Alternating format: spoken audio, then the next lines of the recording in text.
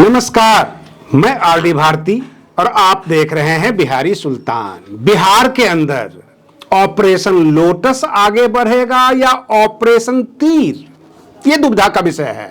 अगर आप हमारे चैनल पर आ गए हैं तो 5 मिनट रुककर पूरे देश और बिहार की राजनीति पर नजर डाल लीजिए। जो भी रखूंगा सामने बिल्कुल सत्य रखूंगा जो चल रहा है। अगर आप हमारे चैनल को मजबूत देखना चाहते हैं, आप बहुजन समाज की आवाज को बुलंद करना चाहते हैं, तो हमने फोन पे नंबर, गूगल पे, पेटीएम सब कुछ स्क्रीन पे दे दिया है। आप इस चैनल को आर्थिक रूप से मजबूत करें। यह चैनल आपका है और आपकी आवाज बनती है। बिहार से लेकर दिल्ली तक जो घटनाक्रम है, मैं आपको बारी बारी से बिंदुवार तरीके से बता रहा हूं कि ना नीतीश कुमार बैठे हुए हैं, ना अमित शाह बैठे हुए हैं। मैंने पहले वीडियो में बताया था, भाजपा के बारे में बताया था कि बहुजन समाज पार्टी की अगर आज की तारीख में सबसे बड़ा कोई रुकावट है तो वो भाजपा है। बसपा के लिए, बसपा के विधायकों को खरीदने, लालच देने, हर प्रकार के डोरे डालने का काम कर रही है भाजपा। और बिहार प्रभारी अनिल कुमार चौधरी, यानी उन्हें अनिल पटेल भी कहा जाता है, उन्होंने व्यक्तिगत कारण का हवाला देते हुए बसपा से त्यागपत्र दे दिया। लेकिन सोचने वाली बात है, व्यक्तिगत कारण में तो यह भी हो सकता है कि उनके परिवार को थ्रेटनिंग मिल रही हो, उनके परिवार के ऊपर दबाव बनाया जा रहा हो। भाजपा ने चारों तरफ से घेर लिया है एनडीए की सरकार।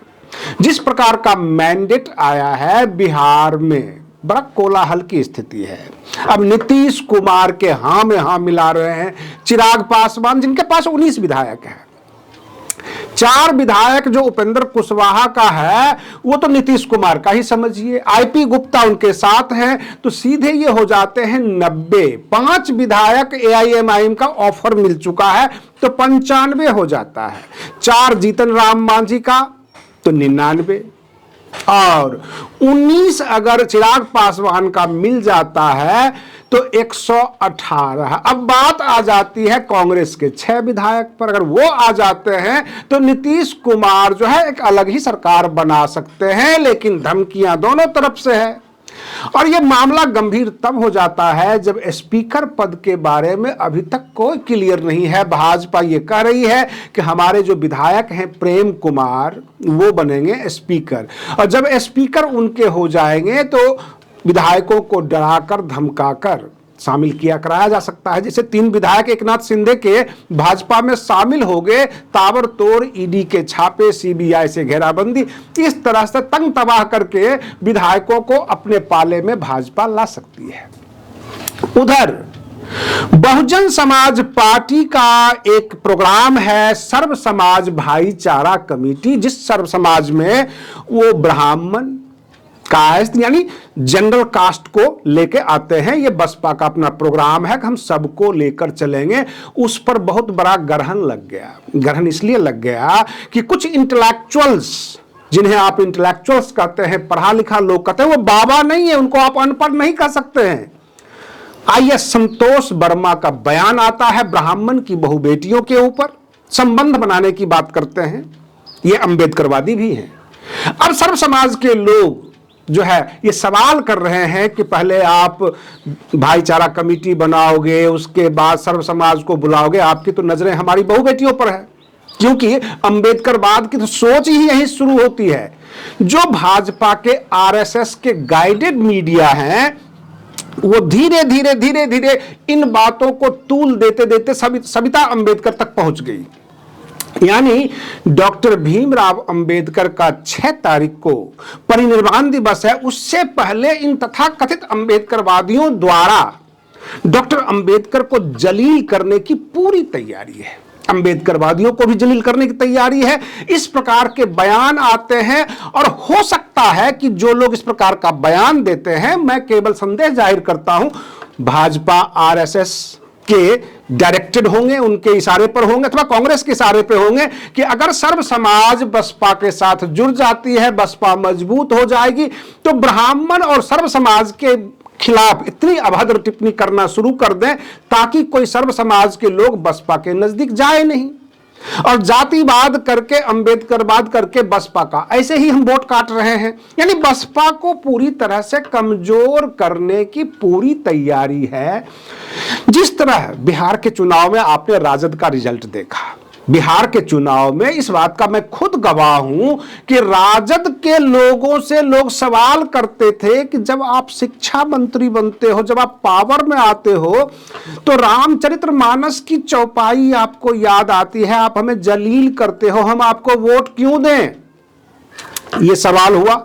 परिणाम आपके सामने है, चाहे वो ईवीएम की सेटिंग हो अथवा कोई भी चीज, जो भी नाम दे दीजिए, राजद तो फिलहाल फिनिश हो ही गया ना, 25 सीट पे आ गया। मुंह दिखाने के लायक विपक्ष नहीं है बिहार में।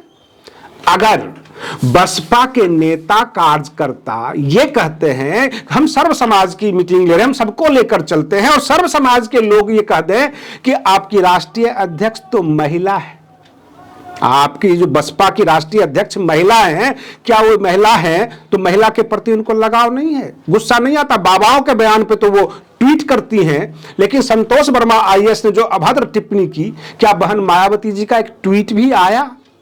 क्या ब्राह्मण की महिलाओं के खिलाफ अभद्र टिप्पणी करने वाला अंबेडकरवादी, क्या उसके खिलाफ आप लोग कुछ नहीं बोल सकते? और आप आते हैं हमसे वोट लेने के लिए, आप आते हैं सर्व समाज को मिलाने के लिए। ये सवाल होने वाले हैं, क्योंकि जमीन पर लोगों के बीच हम रहते हैं, लोगों के सवालों का सामना पत्रकार करते हैं।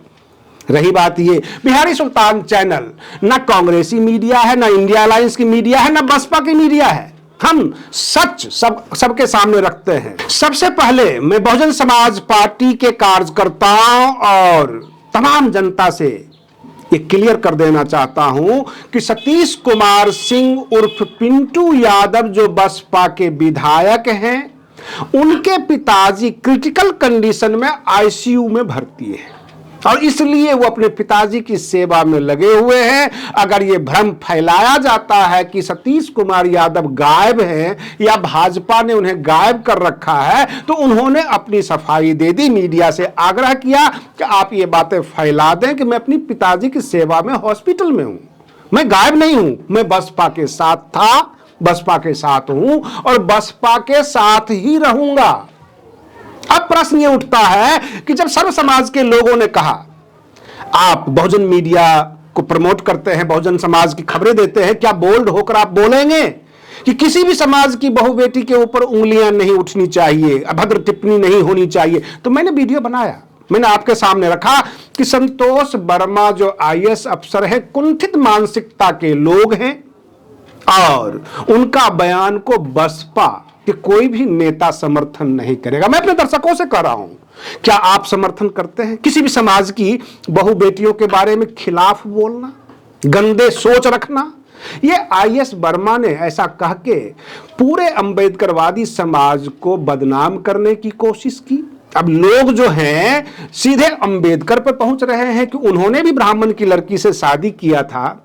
क्या उनका भी मानसिकता यही था, केवल जलील करना ब्राह्मणों को? रही बात यह कि सवाल अब यह भी उठने लग गया कि जनरल कास्ट में केवल ब्राह्मण नहीं बाकी जातियां भी हैं, तो फिर ब्राह्मणों पे हमले क्यों?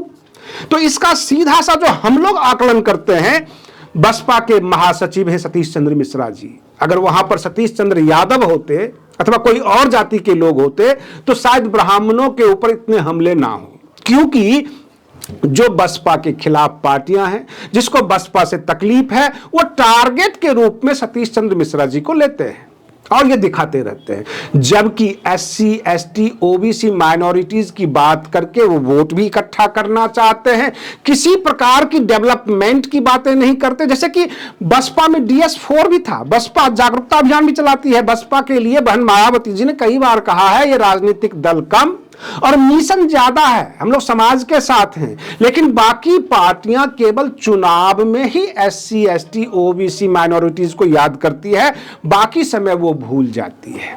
अगर अखिलेश यादव समाजवादी पार्टी के नेता हैं, पीडीए चलाते हैं, तो आज की तारीख में मैं कह सकता हूं कि उत्तर प्रदेश में जो डीएम फॉर्मूला है, दलित और मुस्लिम जो एकजुटता है, वो पीडीए के ऊपर भारी पड़ रहा है। लेकिन पार्टी को राष्ट्रीय स्तर बनाने के लिए, पार्टी को उत्तर प्रदेश से लेकर दिल्ली तक फैलाने के लिए, केंद्र में आने के लिए सभी धर्म, सभी जातियों को लेकर चलना होगा और किसी खास जाति के ऊपर टीका टिप्पणी करके आप अपने आप को छोटा करते हैं। मैं उन तमाम एसी में बैठे हुए नेता और विचारक से ये अपील करता हूं कि जरा सोचिए, करोड़ों महिलाएं, बच्चे जो SC ST OBC माइनॉरिटी समाज से हैं, रात में खुले आसमान में सोती है, खुले में शौच में जाती है। आप तो बयान दे देते हैं, आप तो सुरक्षा घेरे में हैं, घरों में बंद हैं। कभी उन करोड़ों महिलाओं के बारे में सोचा? जो आप मुंह से निकालते हैं, जो आप बोलते हैं, वो करके दिखा देंगे। उनके गुंडे जो हैं वो सीधे कहेंगे कि आपकी जो मानसिकता है, हमारे में भी कुछ गुंडे तत्व के लोग हैं जो ऐसा कर रहे हैं। आपने ही तो कहा था ना। तो रही बात ये, संतोष वर्मा जैसे IAS अफसर को किसी सार्वजनिक मीटिंग में इस तरह की भाषा का प्रयोग नहीं करना चाहिए और बहुजन समाज पार्टी के कोई भी नेता इसका समर्थन नहीं करता होगा। क्योंकि अगर सर्व समाज को लेकर चलना है, सभी समाज को बिठाना है, सबके दिल में जगह बनानी है, तो नफरत वाली भाषा तो बसपा के किसी नेता के मुंह से आज तक हमने नहीं सुनी। और रही बात ये कि बसपा के भले ही एक विधायक है, लेकिन सभी मीडिया के ऊपर यही चल रहा है कि भाजपा ने एक विधायक मिला लिया। हम मान भी लेते हैं कि बसपा का एक विधायक सतीश यादव चले भी जाते हैं भाजपा में, तो 89 से 90 हो जाएगा। और 90 होने के बाद उधर चिराग पासवान और ये जीतन राम मांझी, उपेंद्र कुशवाहा, सब मिलाकर तो 27 ही होते हैं। तो 27, 90, 117 होता है। फिर भी भाजपा की सरकार कैसे बन जाएगी एक विधायक के लेने से? लेकिन वही एक विधायक अगर नीतीश कुमार जी को समर्थन करते हैं, AIAM समर्थन करती है, चिराग पासवान और जीतन राम मांझी, तो नीतीश कुमार की सरकार बन जाती है। क्योंकि नीतीश कुमार की एक छवि जो है वो सेकुलर की है, वो मतलब भाजपा की तरह छवि नहीं है। बहुत सारे इस बार जो है अल्पसंख्यक वोट नीतीश कुमार को गया। जो कहते हैं जीविका दीदी तो अल्पसंख्यक समाज में भी है, SC ST में भी है। सबने पैसे लिए और सबने वोट दिए हैं। तो कहने का तात्पर्य यह है कि नीतीश कुमार के चांसेस ज्यादा है। नीतीश कुमार अपने पास विजिलेंस, बहुत सारी पावर रखे हुए हैं। आज के लिए बस इतना ही। आप बने रहिए बिहारी सुल्तान चैनल पर। हम फिर मिलते हैं अगले वीडियो में। तब तक के लिए धन्यवाद।